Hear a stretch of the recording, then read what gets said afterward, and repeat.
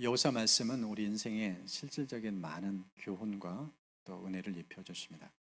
우리가 지난 두 주간에 걸쳐서 갈렙 그가 속한 이 유다 가문에서 살펴봤습니다. 그 족속을 땅을 분배하는 과정 속에 특별히 이 갈렙 가문은 참 유독 눈에 띄었습니다. 참 하나님 기뻐하시는 믿음을 가지고 있는 그 모습들을 보여주면서 우리도 그렇게 사는 것이 진짜 믿음의 사람의 모습, 우리가 그런 은혜를 좀 받았습니다. 우리 지난주에 살펴본 내용 부분을 보면 하나님께서 이 유다 가문, 이 남쪽에 이제 거하는 그 유다 가문들을 쭉 보면서 이제 하나님 주시는 중요한 메시지 몇 가지가 있었습니다. 그 첫 번째가 하나님 경계선을 떼서 이 선을 넘지 말라. 서로를 귀히 여겨라. 지킬 선을 넘으면 안 된다. 그러면서 상대방 서로를 보호하며 살 것을, 존중하며 살 것을 우리가 좀 살펴봤습니다. 그러면서 하나님께서 이 선을 정하신 이유가 뭐냐? 주어진 여건 환경에 만족하며 살라. 자족하며 살라. 상대방을 넘겨보면서 욕심부리는 것은 하나님 원하시는 태도가 아니다. 그런 메시지를 살펴봤습니다. 그러면서 이 믿음의 가문, 갈렙의 가정 속에 있는 믿음의 모습을 구체적으로 살펴봤습니다. 갈렙, 그는 너도 나도 가기 싫어하는 부담스러운 땅, 그 헤브론을 나에게 달라고 손을 들고 요청을 했습니다. 그 땅을 믿음을 취하는 모습이 있었습니다. 그리고 그 아버지의 그 딸처럼 악사도 정말 메마른 땅, 네겝 지역으로 이제 시집가야 되는데 그걸 거절하지 않고 불평하지 않고 순순히 따라가는 그 모습이 있습니다. 그리고 가면서 아버지에게 요청하죠. 복을 주십시오. 내가 그 땅 순종하며 가겠습니다. 믿음으로 나아가겠습니다. 근데 그 땅에 살 필요한 부분이 있는데 물입니다. 샘물 주십시오. 그랬더니 윗샘 아랫샘을 선물로 받는 그 모습이 있었습니다. 그 아버지의 그 딸이에요. 거기에다가 이제 이 드빌 족속에 거하는 그 땅 기럇세벨을 취해야 되는데 이 갈렙도 만만치 않은 거예요. 그래서 공개 구원을 요청했어요. 이 도성을 취하는 사람에게는 내 딸 악사를 주겠다. 결혼 배우자감을 주겠다. 그런 사위를 공개 요청을 합니다. 그때 온일이 손을 들고 나가요.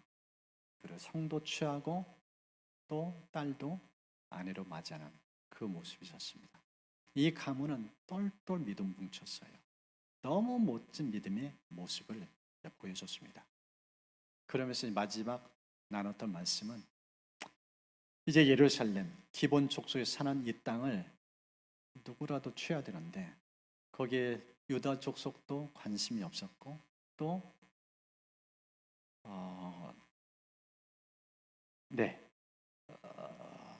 갑자기 이름의 생각이 베냐민 하도 지파가 많다 보니까 베냐민 지파가 또 경계선인데 관심이 갖지 않아서 그냥 애매한 지대니까 손을 안 대요. 애매모호성 앞에 그 땅에서 이제 기본 족속이 400년을 살고 있는 그 모습이 있었습니다.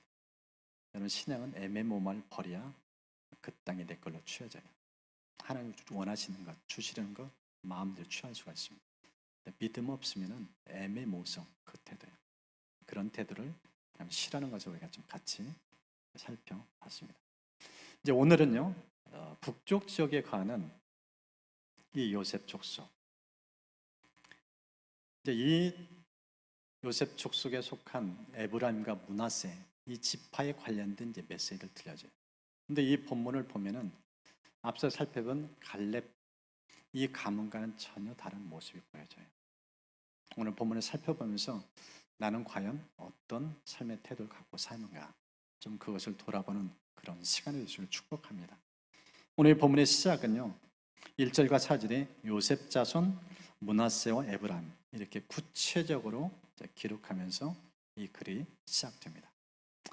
그러면서 이 본문 속에 하나님이 어떤 분인지를 먼저 이 본문은 우리에게 말씀합니다. 여러분 이 본문에 3절 속에 하나님이 어떤 분인지 소개하는데요. 하나님은 모든 사람을 동등하게 귀히 여기는, 존귀히 여기는 그런 모습이 있습니다. 여러분 본문의 3절을 보십시오. 헤벨의 아들 길레앗의 손자 마길의 증손 므낫세의 현손 슬로밧은 아들이 없고 딸뿐이요 그 딸들의 이름은 말라, 노아, 호글라, 밀가, 디르사. 딸의 5 이름이 등장합니다. 근데 이 가정은요 딸만 있는 가정이에요. 그런데 이스라엘 문화 가운데서 유업을 이제 상속받는데 아들을 중심으로 유업을 유산받아요. 상속받아요. 그런 문화니까 이 딸만 있는 가정은 어떻게 되겠어요? 속이 불편해요. 나도 사람인데, 나도 하나님이 이 땅에 태어나게 만들어줬는데 왜 아들들만 몫을 주고 우리에게는 그 몫을 안 주냐? 우리는 기업이 없냐? 이런 불편한 마음이 있는 거예요. 근데 이 딸들은 참 귀했어요.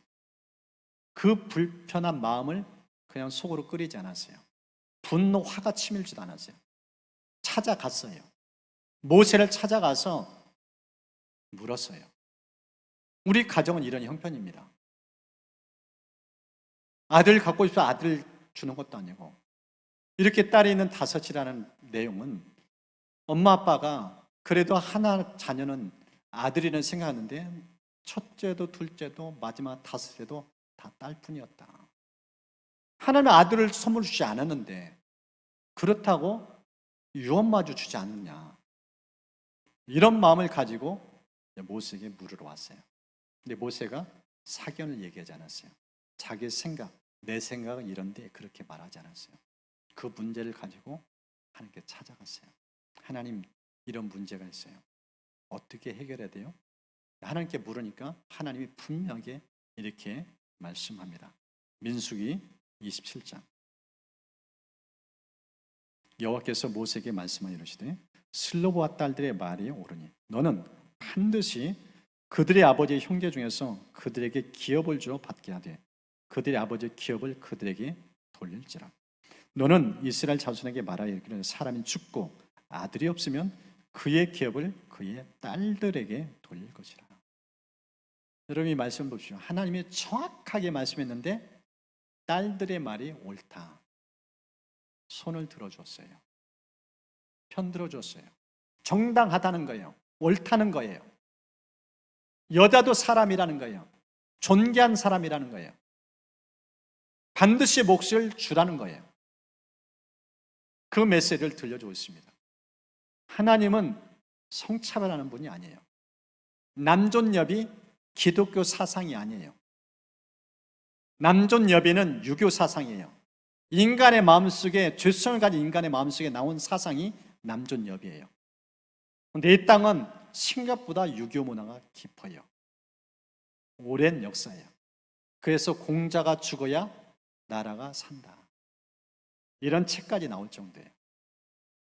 우리 깊이 내면에 예수 믿나면서 저 안에도 있어요. 제 안에도. 여성을 무시해요. 여성의 인격을 얕잡아 보고요. 이런 마음은 기독교 사상이 아니에요. 성경적인 가르침이 아니에요. 신약을 보십시오. 예수님이 오셔서 하신 일, 갈라디아 3장. 유다인이나 그리스인이나 종이나 자유인이나 남자나 여자나 아무런 차별이 없습니다. 그리스도 예수 안에서 여러분은 모두 한 몸을 이루었기 때문입니다. 야고보서 2장. 내 형제들아, 영광의 주 곧 우리 주 예수 그리스도에 대한 믿음을 너희가 가졌으니 사람을 차별하여 대하지 말라. 2장 9절은요 이렇게까지 말씀합니다. 만일 너희가 사람을 차별하여 대하면 죄를 짓는 것이다. 사람을 등급 매기고 등급에 따라서 사람을 대하는 태도, 그것은 악하다는 거예요. 범죄 행위라고 표현하고 있어요. 인격 살인이라고 표현하고 있어요. 세상이 갖춰가는 사람을 차등합니다. 여러분 차만 타고 호텔 가보세요. 작은 차 타면은요 우습게 여겨요. 왜 우리나라 고급 승용차가 이렇게 판을 치는가? 심지어 외제차가 이렇게 많은가? 이 땅은 너무나 사람을 차등하기 때문이에요. 그래서 차를 바꿔 타서라도 외제차를 빚내고 사서라도 사람 대우 받고 싶어서 살아가는 문화가 이 땅의 문화예요. 안타깝게도 그런 현실입니다. 근데 오늘 성경에 하나님은 어떤 분이라는 거예요? 사람은 차별하지 않는다는 거예요. 남자나 여자나 똑같다는 거예요. 모든 사람은 귀하다는 거예요. 예수님이 오셨을 때요, 유대 문화가 차별이 심했어요.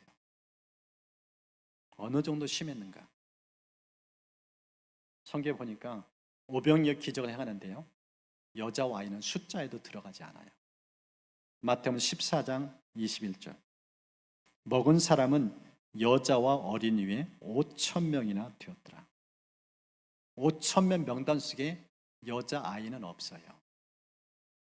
이게 성경의 기록이에요. 예수님 오셨을 때 당시의 문화가 그런 문화였어요. 아이는 사람 취급하지 않아요. 여자도 인격적으로 보지 않아요. 그런 문화였어요. 그런 세상 속에 오셔서 주님이 아이들 어떻게 대하셨는가? 마가복음 9장 37절. 누구든지 내 이름으로 이런 어린아이 하나를 영접하면 곧 나를 영접하며, 누구든지 나를 영접하면 나를 영접하며요 나를 보내신 이를 영접함이니라. 아이들 어떻게 대하는 태도, 그 태도 보면서 예수님이 사람을 제대로 판단하고 평가한다고 말씀하세요. 아이를 예수님 대하듯이 귀하게 대하는가? 그럼 그 사람은 귀한 모습으로 인정한다는 거예요. 그런데 아이를 대하는데 함부로 대하고 홀대하고 인격을 무시하고 애들은 가라? 예수님이 나를 똑같이 그렇게 대한다는 거예요. 그렇게 말씀하고 있어요. 심지어 예수님은 어떻게까지 말씀하시는가? 누가복음 17장 2절. 어린아이 하나라도 죄짓게 하면 차라리 자기 목에 연자 맷돌을 달고 바다에 빠지는 것이 더 나을 것이다. 아이를 실족시킨다, 아이의 인격에 손상을 입힌다, 어떻게 된다고요? 살 가치가 없대요. 죽으라는 거예요. 왜 아이의 인격을 짓밟느냐는 거예요. 하나님은 연령 따지지 않아요. 인격 그 자체를 귀히 여겨요. 얼마나 많은 세월을 경험했는가, 얼마나 인생의 연분이 많은가, 하나님 그렇게 따지지 않아요. 나이와 상관없이 인격 그 자체를 귀히 여기는 분이에요. 이게 예수님의 마음입니다. 여인에 대한 태도, 예수님의 모습 보십시오. 누가복음 8장.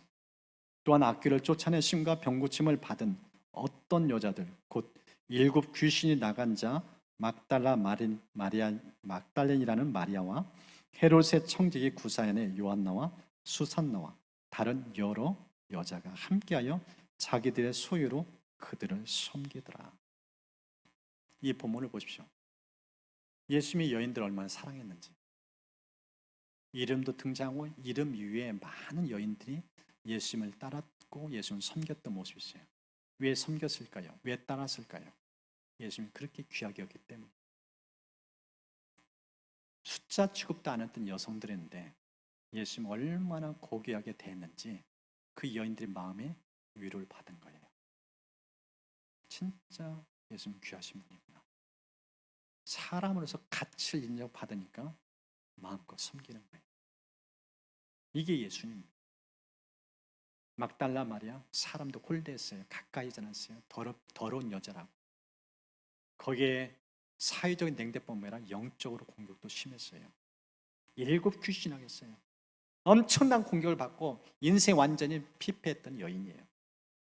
그런 여인, 어느 누구도 넘보지 않고 가까이지 않는 완전히 외롭게 고독스럽게 살던 여인인데 예수님이 이 여인에 다가갔고 이 여인의 고통을 풀어줬어요.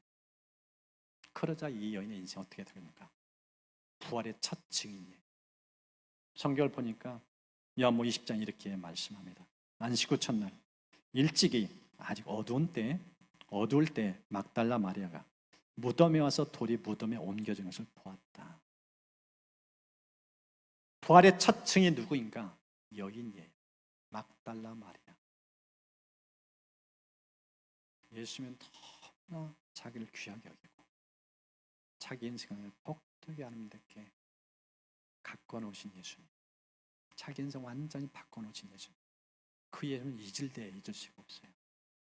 그래서 무덤의 현장에 가장 먼저 달려간 거예요. 그리고 그 부활의 주님을 목격한 거예요. 이럴 정도로 예수님은 이 여인을 귀히 여기셨어요. 아이도 여인도. 그렇게 세상에서 무시당했던 사람들인데 예수님 오자 인격이 높아졌어요. 사람으로서 가치를 제대로 살 수 있도록, 정말 행복한 삶을 살 수 있도록 은총을 입히는 모습이 성경에 있습니다. 오늘 이 본문을 보십시오. 17절 4절. 그들이 제사장 엘리야살과 눈의 아들 여호사와 지도자들 앞에 나와서 말하기를 여호와께서 모세에게 명령하사 우리 형제 중에서 우리에게 기업을 주라 하셨다 하며 여호와의 명령을 따라 그들에게 그들의 아버지 형제들 중에서 기업을 주었다. 이미 모세가 물어봤고 하나님이 분명 말씀하셨고 이것을 여호사도 기억한 거예요. 하나님이 지침을 줬으니까 그 지침대로 이제 분배를 해준 거예요. 그래서 슬로바의 딸들이 기업을 얻어요. 하나님은 절대 사람을 차별하지 않습니다. 우리 교회에서 혹여나 어느 누가 오든지 사람을 세상 가치 기준에 따라서 평가하고 그렇게 등급 매기고 차별하는 그런 모습 없기를 축복합니다. 세상에선 차별받을지라도 교회 안에 들어온 순간 사람으로서 제대로 예우받는, 예수님이 그 사람을 대하듯이 그렇게 보배롭게 존귀하기는 우리 모두가 될 수 있기를 주의 이름 축복합니다. 이런 주님의 모습, 이런 하나님 모습과는 달리 오늘 본문을 보면 인간의 참 부족한 모습들이 보여집니다. 사람은 어떤 존재인가? 오늘 본문을 보면 첫 번째가 인간의 연약성을 우리에게 보여줍니다.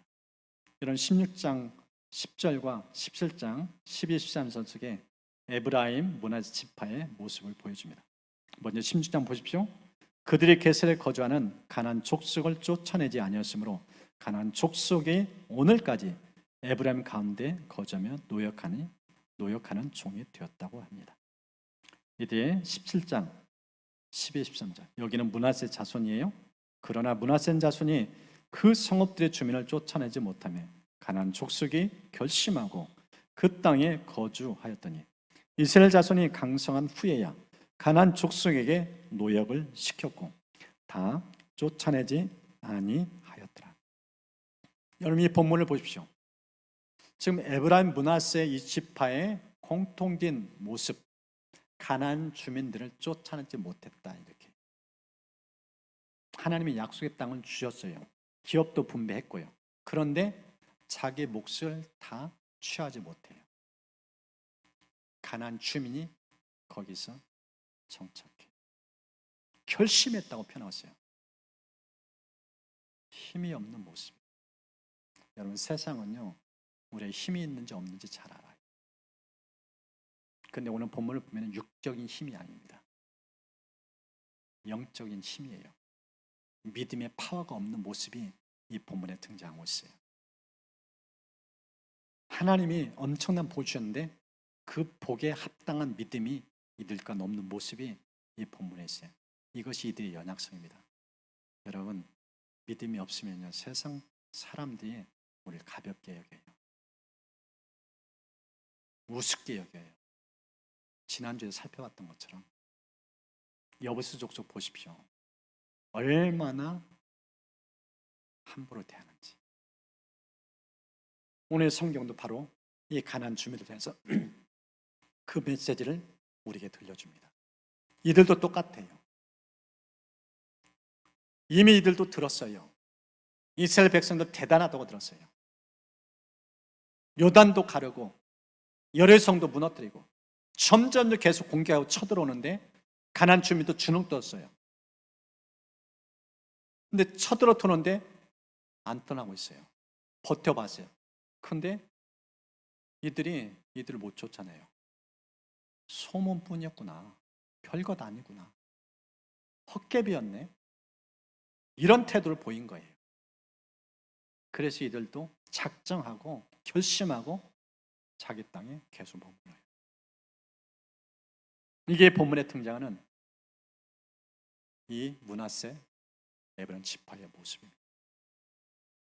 여러분 믿음 여하에 따라서 주신 축복 누릴 수도 있고 그거 못 누리게 돼요. 하나님 다 주셨다고 표현해요. 누리느냐 못 누리냐 차이는 어디 있나요? 내가 어떻게 반응하는가. 오늘 이 본문을 보면은 이런 상황 속에서 이 사람들이 또 다른 연약성 한 가지가 이제 등장합니다. 그것이 이제 불평이라는 단어입니다. 이런 14절을 보십시오. 요셉 자손이 여호수아에게 말하였되 여호와께서 지금까지 내게 복을 주심으로 내가 큰 민족이 되었거늘 당신이 나의 기업을 위하여 한 제비 한 분기수만 내게 주심은 어찌함이니까. 여러분 14절 보면은요 참 상반된 모습이 등장합니다. 이 요셉 자손의 고백 보십시오. 하나님이 어떻게 하셨다고 표현하고 있어요? 복 주셨다 표현해요. 그러면서 쓴 단어가 큰 민족이 되었다. 여러분 성경을 보면 하나님 주신 복의 특징 가운데 하나가 뭐냐면 자손이 복이에요. 자손의 번성이에요. 지금 요셉 지파는 하나님 엄청난 복을 받아서 자손이 번성했어요. 큰 민족을 이뤘어요. 그런데 이때 표현을 보십시오. 이런 민족이 되는데 당신이 나의 기업을 위하여 한 제비 한 분기수만 내게 주시면 어찌함이니까. 무슨 뜻일까요? 이들이 지금 보면은 이렇게 숫자 많으면 숫자에 합당하게 땅을 주는 게 공평하지 않느냐 이런 논리예요. 어떻게 보면 굉장히 합리적인 표현 같아요. 이성적으로 반응 같아요. 숫자가 이러니까 당연히 땅도 그만큼 주는 게 지혜로운 삶의 처사처럼 보여요. 그런데 여호와서는 이들의 주장 앞에 어떻게 반응했는지, 지도자 여호와에서 하나님의 마음은 어떤 것인지 오늘 성경 우리에게 보여줍니다. 복을 받아 누리려면 어떤 태도를 취해야 되는지 여호수아에서 세 가지를 강조해요. 그 첫 번째가 무엇인지 아시나요? 하나님이 주시는 복, 이 은총을 누리려면요 무엇보다 중요한 것은 도전하라는 거예요. 도전 정신이 필요하다는 거예요. 여러분 본문의 15절을 보십시오. 우리 15절은 함께 읽겠습니다. 같이요. 여호수아가 그들에게 이르되 내가 큰 민족이 되므로 에브라임 산지가 내게 너무 좁을진데 브리스 족속과 느바인 족속의 땅 삼림에 올라가서 스스로 개척하라 하니라. 여러분 이 본문의 마지막 부분을 보십시오. 스스로 개척하라. 그런데 여기서 개척이라는 단어는요, 개척한다는 단어는 원어에 보니까 창세기 1장 1절에 이 단어 그대로 쓰여지고 있어요. 바라라는 단어. 태초에 하나님이 천지를 창조하시나. 이 창조와 지금 오는 본문에 우리말로 번역된 게 개척이라는 단어예요. 무슨 뜻일까요? 하나님을 믿고 하나님에서 도전하라는 거예요. 너희들이 믿는 하나님이 어떤 분이냐? 우리의 사도신경 신앙 고백, 전능하사 천지를 만드신 하나님 아버지를 내가 믿사오며 그 신앙 고백대로 반응하라는 거예요. 입으로만 하지 말고 실제 그 하나님이 너희 하나님 맞느냐? 그렇게 묻고 있어요. 이들은 지금 눈으로 목도했어요. 하나님이 자기의 민족, 자기 지파를 번성케 했다고 표현했어요. 복 주시는 하나님이에요. 그의 창조자 하나님의 모습 속에 나타났어요. 그런데 그런 하나님의 일하심을 체험했는데 이들 지금 반응을 보십시오. 땅덩어리 앞에서 지금 불평불만하고 있어요. 이 불만을 토로하는 이들 앞에서 여호수아가 도전했던 메시지가 뭐예요? 그건 믿음의 태도 아니다. 땅 더 달라고? 그건 믿음의 태도 아니다. 하나님 복을 주셨다면 복 받는 사람처럼 행동하라. 그 행동에 도전의 메시지가 스스로 개척하라는 거예요. 하나님 무예수를 창조한다. 없는 것도 있게 하시는 분이시다. 불가능도 가능케 하시니까 그 하나님 힘입어서 도전해 나가라. 이 메시지 지금 들려주고 있습니다. 국어사는 보니까 개척 정신을 이렇게 정의했어요. 아무도 손대지 않은 분야의 일을 처음 시작하여 새로운 길을 닦고자 하는 정신. 아무도 손대지 않은 분야의 일을 처음 시작하여 새로운 길을 닦고자 하는 정신. 길 없는 곳에 길을 내는 거예요. 이 도로공사를 보면서 이 개척 마인드를 좀 보게 돼요. 이따가 이제 고향을 가거나 또 어느 지방에 갈 때 보면은 없던 길이 생겨요. 또 실제 운행에도 가다 보면은 없던 길을 지금 만드는 공사 현장은 종종 보여져요. 여러분, 안 된다, 불가능하다. 산이 있다, 바위다. 그러면 도로공사는 뭐예요? 바위도 뚫어요. 강이 있다, 다리를 놓아서 가게 만들어줘요. 길을 내는 사람들이에요. 오늘 성경 하나님은 어떤 분이신가? 내가 곧 길이다. 안 된다, 못한다, 불가능하다 그러지 말고 내가 누구인지 초점 맞추라. 나 하나님 어떤 분이시냐? 말씀 한마디에 천지를 창조하셨다. 불가능을 가능케 하신 하나님, 전능하신 하나님, 그 하나님 지금 이 땅을 들어오게 만들지 않았느냐? 이렇게 많은 민족을 주셨다는 뜻은 뭐냐? 너희들 그런 믿음이 있다, 그런 능력이 있다, 그 하나님 믿으면서 개척하라. 지금 이 메시지를 들려주고 있어요. 진짜 요즘 시대에 뭐 전도가 어렵다, 안 된다, 힘들다, 그래서 전도하기를 포기하는 교회가 한두 교회가 아닙니다. 여러분 안에도 그런 심정이 있을 거예요. 누구 앞에 다가가서 말문 열기 쉽지 않을 거예요. 관계 형성되면 대화가 편하죠. 교제하는 게 즐겁죠. 한 번도 만나지 않은 사람 다가가서 말문 연다? 되나요? 우리가 지난 주일날 우리 교회 이제 이번 주부터 전도대회가 가동돼서 전도할 것입니다. 그런데 전도하러 작정한 첫날 폭우가 쏟아진 날이었어요. 여러분, 수요일날 비 어느 정도 오는지 아셨죠? 우산 쓰고 나가기 힘들 만큼 비가 왔어요. 전도하러 나갈 시간은 다가오는데 빗줄기는 끝이지 않았어요. 어떤 한 분이 그랬어요. 이래도 전도 나갈 겁니까? 제 안에는 상황 여건 따지지 않았어요. 하나님이 하라면은 가는 거다. 비가 오면 안 나가고, 바람 불면 안 나가고, 눈이 오면 안 나가고, 그러면 언제 전도해요? 우리 하나님은 어제나 오늘의 영원도 동일하셔요. 상황 여건 따지는 분이 아니에요. 그래서 전도등 함께 같이 찬양하고 기도하고 나갔어요. 우비 입고 나갔어요. 처음 만난 사람이에요. 전도 현장에서 말문 거는데 한 분이 그런 고백이에요. 도대체 이게 무슨 짓이냐? 도대체 이게 무슨 짓이냐? 무슨 뜻일까요? 당신 정신 나가지 않았느냐? 제정신이냐? 맨정신 이렇게 할 수 있느냐?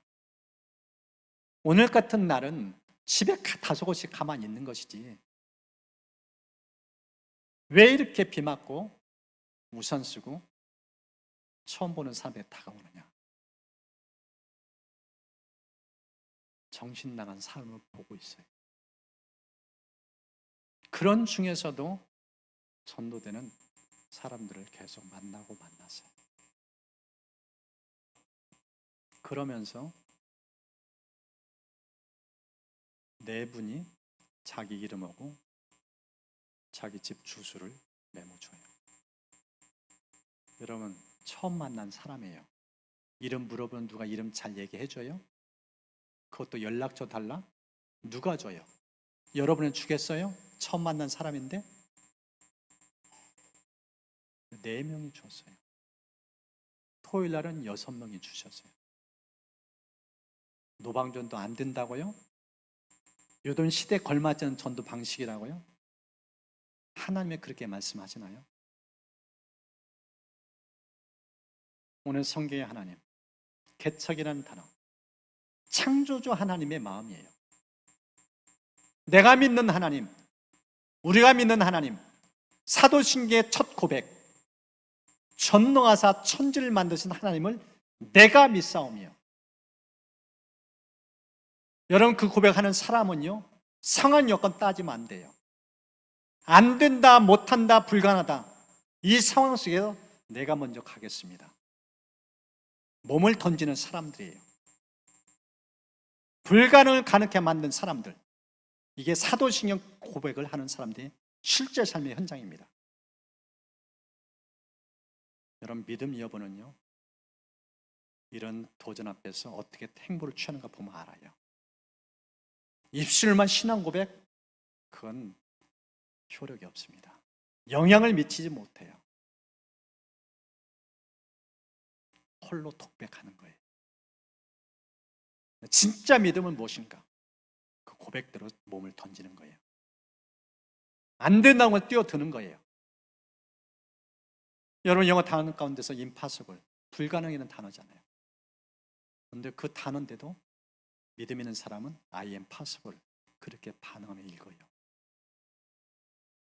똑같은 영 단어를 보는데 어떤 태도로 보느냐에 따라서 가능성이고, 어떤 사람은 부정적으로 반응해요. 여러분, 어떻게 보고 있나요? 오늘 이 본문을 보십시오. 16절은 밝은 시각의 중요성을 이렇게 말씀합니다. 요셉 자손이 이르되 그 산지는 우리에게 넉넉하지도 못하고 골짜기 땅에 거주하는 모든 가나안 족속에게는 벳스안과 그 마을들에 거주하는 자이든지 이스라엘 골짜기에 거주하는 자이든지 다 철병거가 있나이다. 여러분, 지금 이들의 입에서 흘러나오는 말을 보십시오. 어느 하나 긍정 언어가 있는지. 저 산지는 사람이 갈 땅에 안 됩니다. 못 됩니다. 거기 개척하라고요? 우리 생 고생시키려고요?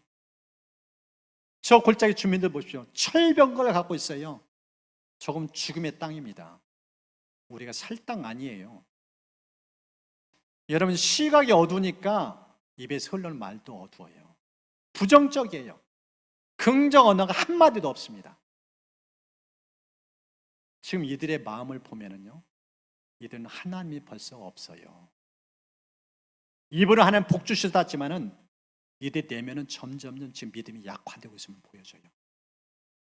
그 모습이 이 가나안 주민을 쫓아내지 못하는 모습이 있고, 지금 개척하라고 도전했는데 그걸 수용을 못하는 모습이 나타나고 있어요. 여러분, 믿음의 상황은 어떤가요? 여러분, 어떤 믿음인가요? 도전을 기뻐하십니까? 즐겨하십니까? 안 된다, 못한다, 불가능하다, 그 수많은 주변 사람들의 상황 앞에서 내 마음도 똑같다, 나도 똑같은 마음이다, 이 시대는 안 돼, 뭘 해도 안 돼, 젊은이 취업 불가능해, 다 비관이에요. 다 비관. 여러분, 인생은요, 믿음의 차이. 약속의 땅까지 들어왔는데 정작 이들이 취하는 태도를 보십시오. 지금 이들은 세상 앞에서 힘을 잃고 있어요. 하나님의 경외심도 점점 약화되고 있습니다.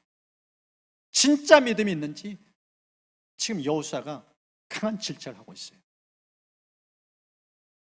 이런 상황 앞에서 이 본문의 여호수아의 모습을 보면은 너무 안타까운 심정이 깊이 배어 있음을 봅니다. 17, 18절 보면은 그래도 도전하라. 그래도 도전하라. 마지막 이것을 강조해요. 물러나지 않아요. 타협하지 않아요. 그의 요구를 수용하지 않아요. 여러분, 17, 18절 보십시오. 여호수아가 다시 요셉의 족속 곧 에브라임과 므낫세에게 말하여 이르되 너는 큰 민족이요 큰 권능이 있은즉 한 분깃만 가질 것이 아니라 그 산지도 내 것이 되리니 비록 산림이라도 내가 개척하라. 그 끝까지 내 것이 되리라. 가나안 족속이 비록 철병을 가졌고 강할지라도 내가 능히 그를 쫓아내리라. 지금 앞서 살펴본 이 요셉 족속과 여호수아의 고백을 보십시오. 너무 대조적이에요. 여호수아는 된다는 거예요. 도전은 반드시 너희들 걸로 삼게 된다는 거예요. 그렇게 안 된다, 못한다, 불가능하다, 거기는 죽음의 땅이다 이런데 여호수아를 보십시오. 물러나지 않아요. 굽히지 않아요. 다시 강조한 거예요. 도전하라. 도전하라. 근데 여러분 알 것은요, 지금 이 말을 하고 있는 여호수아가 어느 지파 소속인지 아시나요? 에브라임 지파예요. 동족이에요. 민수기 13장 보십시오. 에브라임 지파에서는 눈의 아들 호세아요. 16절, 이는 모세가 땅을 정탐으로 보낸 자들의 이름이나 모세가 눈의 아들 호세아를 여호수아라 불렀더라. 여러분 생각해 보세요. 앞서 우리 갈렙, 유다 지파 속한 갈렙을 봤잖아요. 갈렙도 여호수아도 정탐 현장에 같이 스파이로 갔다가 지금 둘이 이 땅에 들어왔어요. 갈렙은 끝까지 믿음을 일관했어요. 그런데 정작 자기가 속한 에브라임 지파, 지금 이 태도를 보십시오. 가슴이 미어져요. 아파요. 나는 믿음으로 살았는데 내게 속한 내 지파의 이 후손들을 보니까 가슴이 미어져요. 믿음의 모습이 없어요. 믿음이 손수되지 않고 있어요.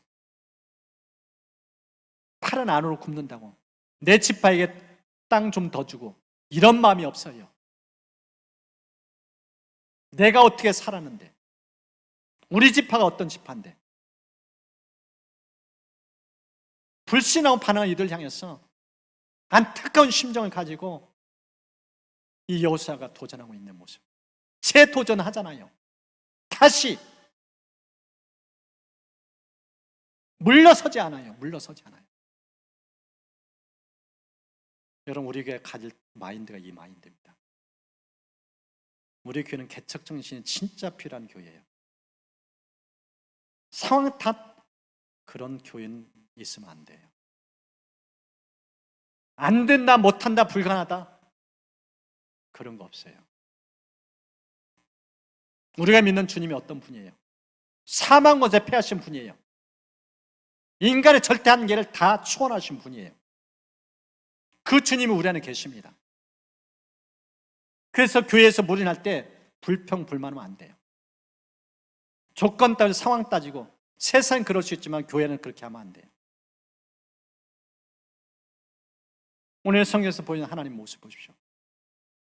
그렇게 큰 복을 주셨는데 이때 취하는 태도를 보면은 언어도 생각도 태도도 시각도 너무 부정적이에요. 안 된다는 게 너무 팽배했어요. 정작 약속의 땅에 들어왔는데 믿음을 잃어가는 이 모습을 보여줘요. 이게 시대의 비극입니다. 한국교회의 비극은 다른 데 있잖아요. 믿음을 점점 잃고 있어요. 세상과 너무 동화되고 있어요. 남들이 안 된다, 불가능하다 상황 속에서 무슨 말이냐? 내가 믿는 하나님은 살아계시다. 나 이렇게 살고 있다. 남들 불가능한데 나는 이렇게 살았는데 도전해볼까? 되더라. 이 메시지를 보여줘야 돼요. 그렇게 살아가야 되고요. 오늘 이 성경 하나님 보십시오. 이 여호수아를 통해 우리 주시는 메시지 너무나 가슴이 미어지는 메시지예요. 정작 약속의 땅에 들어왔는데 하나님의 경외심이 너무나 약화되고 있어요. 우리의 신앙 어떤지 좀 돌아왔으면 좋겠습니다. 정말 나는 제대로 된 믿음인가? 여러분 성경을 보면은요, 예수님께서 마지막 이제 심판 때 모습을 보여줍니다. 마태복음 25장에 보면은 달란트 비유를 가지고 심판의 모습을 보여줘요. 인생은 죽음으로 끝나지 않는다는 거예요. 인생 다 평가한다는 거예요. 그날이 예비되었다는 거예요. 달란트 비유를 통해서 우리에게 여러 가지 은사 재능을 주셨고 이 땅에 어떻게 살아야 할 것인지 그 은총을 선물 주셨다는 거예요. 근데 어떻게 사느냐? 마지막 날 평가를 받는다는 거예요. 거기에 보면은 5달러, 2달러 받은 사람이 나와요. 근데 이 둘의 공통점이 무엇인가? 바로 가서 즉각 액션을 취해요.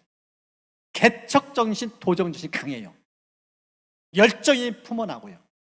그래서 이들은 남겨요. 그런데 이와 반면에 1달란트 받은 사람, 이 사람은 성경 보니까 두려웠다고 표현하고 있어요. 도전하지 않았어요. 땅에 묻었다고 표현하고 있어요. 그래서 이 5달란트, 2달란트 받은 사람, 이 불의 사람들은 주님이 어떻게 말씀하는가? 잘하였도다 착하고 충성된 종아. 잘하였도다 착하고 충성된 종아. 칭찬받아요. 인정받아요. 그런데 1달란트 받은 사람, 주님이 어떻게 해요? 책망하셔요. 아니, 쫓아내요. 어떻게 해요? 악하고 게으른 종. 악하고 게으른 종. 25장 보면 또 다른 표현이 있습니다. 무익한 종. 악하고 게으르면 쓸모없다는 거예요. 가치가 없는 존재라는 거예요. 사람 노릇 제대로 하지 않았다는 거예요. 그래서 바깥 어두운데 지옥에 던져넣어요. 여러분, 성경은 일관되게 우리의 삶 속에 도전적을 강조합니다. 우리 모두에게 하나님 달란트를 선물 주셨어요. 그걸 가지고 인생을 열심히 적극적으로 도전하며 살 것을 말씀하고 있어요. 그런데 재능, 은사, 축복을 주셨는데 안정 모드. 1달도 받은 사람처럼 두려워서 벌벌 떨고 자꾸 재고 그런 태도를 가지면 마지막 날 열매 없어요. 그리고 아버지 앞에 섰을 때 무서운 징계를 받습니다. 오늘 성경을 통해서 우리에게 주님 말씀합니다. 하나님은 사람을 귀히 여기셔요. 모든 사람 존귀하게 남자도 여자도 몫을 주셔요. 기업을 선물로 주셔요. 신약의 관점으로 표현은 다 재능을 주셔요. 그런데 사람은 너무 약해 빠졌어요. 불평해요. 믿음의 모습이 없어요. 이런 상황 속에서 주신 복을 누리기 위해서 3가지를 강조했어요. 도전하라. 그리고 긍정적인 발견 시각을 가지라. 마지막 3번째는 재도전하라. 끊임없이 도전하며 살라. 이 말씀을 들려줍니다. 여러분, 요즘 삶은 어떤가요? 도전하는 게 즐거운가요? 아니면 과거로 족한가요? 이제는 좀 더 안정. 도전 자체를 싫어하고 두려워 떨고 그런 모습은 없나요? 오늘 성경을 통해서 여호수아를 통해서 안타까운 심정으로 이 요셉 지파 에브라임 므낫세를 향해서 던졌던 이 메시지, 나를 향한 주님의 메시지 아닌지 돌아보는 시간 될 수 축복합니다. 그리고 그렇게 약해 빠져있는 믿음이라면 다시 한번 심기일전에서 여러분 믿음을 강화시키고 믿음의 근육을 강하게 연단시켜서 어떤 육, 어떤 세상의 도전도 능히 극복하면서 그 땅에서 하나님의 역사를 일구는 멋진 사람으로 쓰임받으시기를 주의 이름 축복합니다.